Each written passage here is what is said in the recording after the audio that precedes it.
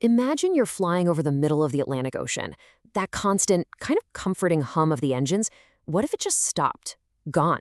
This is the incredible, true story of Air Transat Flight 236, how a massive 200-ton jetliner became a powerless glider, and 306 people were suddenly faced with a terrifying, absolute silence. Okay, so let's set this scene. It's August 24th, 2001. Flight 236 is just your average red-eye, you know? It's flying from Toronto to Portugal with 306 people on board.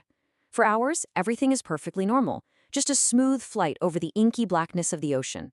But deep inside the plane, a tiny, hidden flaw, a mistake made days earlier, is just waiting to unleash absolute chaos.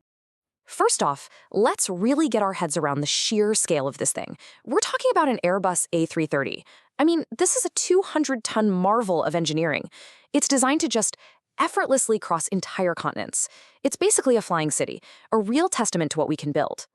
Okay, so now take that incredible piece of technology and put it in one of the most hostile places on the planet. I'm talking thousands of feet up over the pitch-black Atlantic Ocean. Just a vast, empty, unforgiving void. There is absolutely nothing out there. No runway in sight for hundreds and hundreds of miles. And then you take away its power. Not one engine, both of them. So what happens? Well, this 200-ton jet suddenly becomes a glider, and the lives of every single person on board are just hanging in the balance. You have to understand, before this happened, a commercial jet losing all its fuel to a leak, it was considered impossible. There was no checklist, no training for what was about to happen. So how on earth did this happen?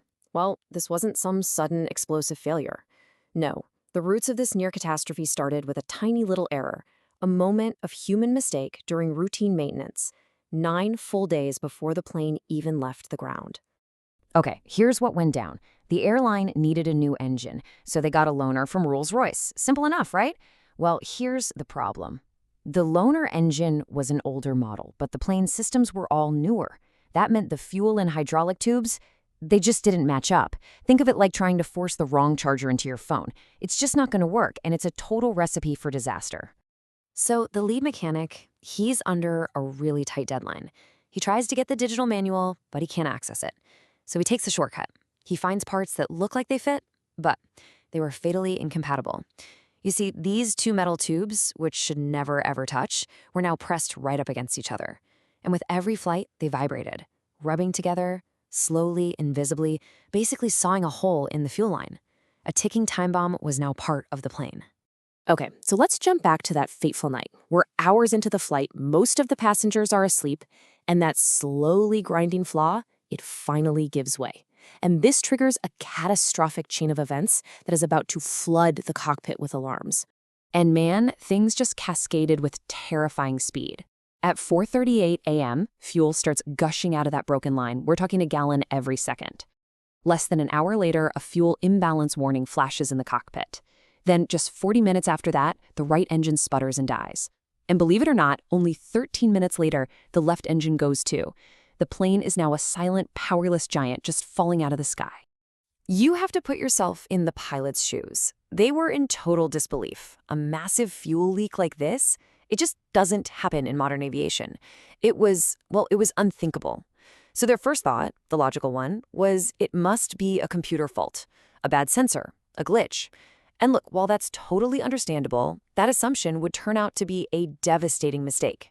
And this is where a critical human factor comes into play. When you're in a crisis like this, under that kind of pressure, your brain can kind of get tunnel vision. The crew, they acted from memory, from what they normally do. They didn't grab the physical checklist. And on that checklist was a vital step. If you even suspect a fuel leak, there's a specific procedure. They never even got to that page. So because they thought it was just a simple imbalance, they did the standard thing. They opened the crossfeed valve.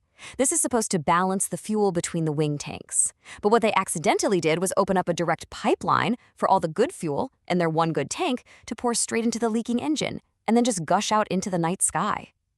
They had just made the problem so much worse. But you know what the most shocking part of this whole thing is? This wasn't the first time something like this had happened. No way. 4 years earlier, an Air France jet had a nearly identical problem. French investigators even recommended that an automated fuel leak warning system should be installed on these planes. But it never was.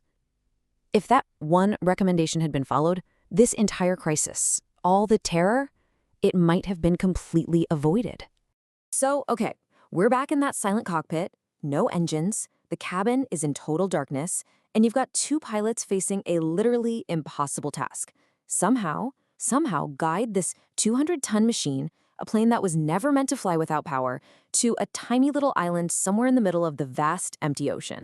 And we can't forget what was really at stake here. We're talking about 306 lives, passengers and crew all plunged into darkness, their survival now completely in the hands of the two pilots up front, and the unforgiving laws of physics. And get this number. Just think about this. When that last engine died, they were 144 kilometers away from the nearest piece of land. That's a military airbase on the Azores Islands. So the question is, could a massive commercial jet dropping thousands of feet every minute actually glide that far? It seems impossible. Well, for 19 minutes, they did.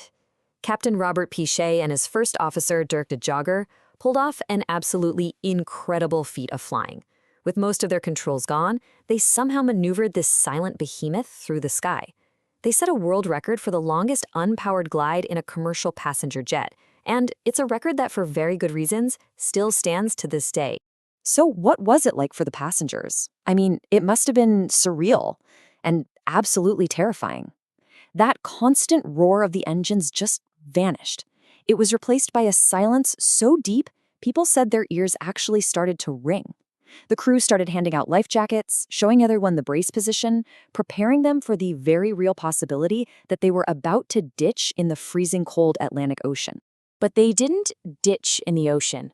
What happened next was, well, it was a breathtaking mix of unbelievable skill, a whole lot of luck, and a really controversial aftermath that would end up raising some pretty uncomfortable questions for everyone involved.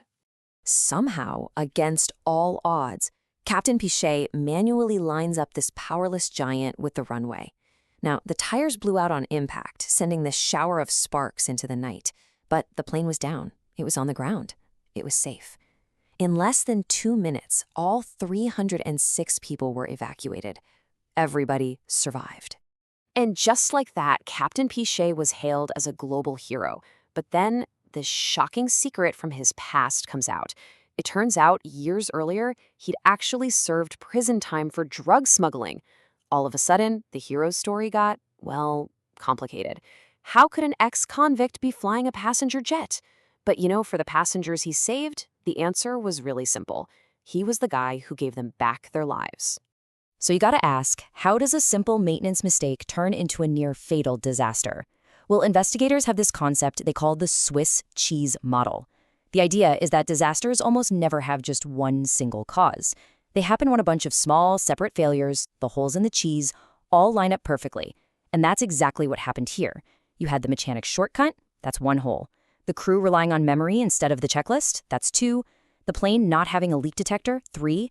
And the safety recommendation from that earlier incident being ignored, that's 4. All 4 holes lined up and created a direct path straight to catastrophe. And that just leaves us with one final kind of chilling thought. Yes, this was an unbelievable story of survival and heroism, no doubt. But it was also a crisis that was born from a series of small, completely preventable human mistakes, just layered one on top of the other. And it really forces you to wonder, if just one of those holes in the Swiss cheese had been plugged, would this incredible miracle have ever even been necessary in the first place?